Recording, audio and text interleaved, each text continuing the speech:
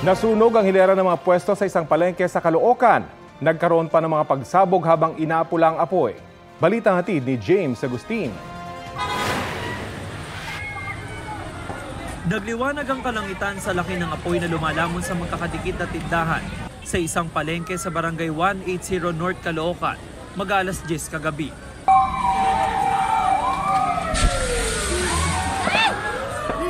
Sabay sa pagresponde ng isang fire truck, kita na may biglang sumabog mula sa mga nasusunog na tindahan.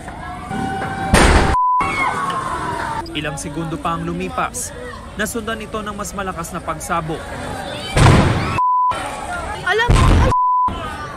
Agad na itinaas ng Bureau of Fire Protection ang ikalawang alarma. Nasa 12 fire truck ang kailangang rumisponde, bukod pa sa mga fire volunteer. Tuluyang napula ang sunog matapos ang halos 1.5 oras. Tumambad ang pinsala. Hindi bababa sa 17 commercial establishments at stores ang natupo. Nasunog din ang 2 motorsiklo. Mahina po ang tubig sa hydrant. Kailangan tasan namin alarma para may enough na supply ng tubig. Kasi marami silang stock na LPG. Tawag dito, cooking oil, marami paninda na cooking oil. Saka mga bigas. Suspected na pinagmulan ng sunog dun sa parlor area. Opo. Pero under investigation pa po kung anong cause ng sunog.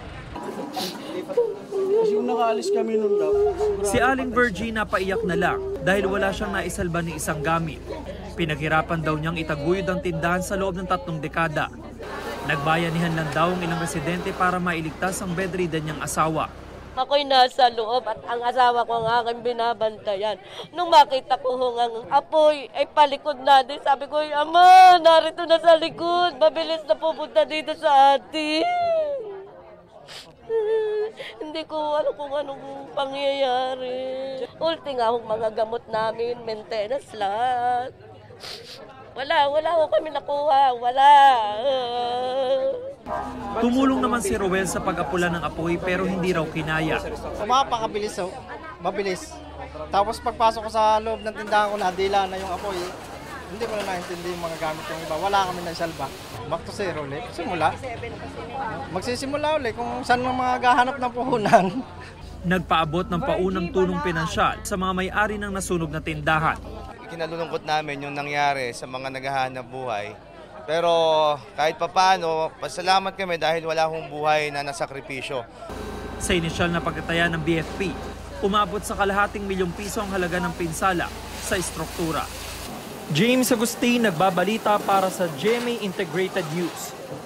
Kapuso, alamin ang maiinit na balita. Bisitahin at mag-subscribe sa GMA Integrated News sa YouTube. Sa mga kapuso abroad, samahan nyo kami sa GMA Pinoy TV at sa www.gmanews.tv.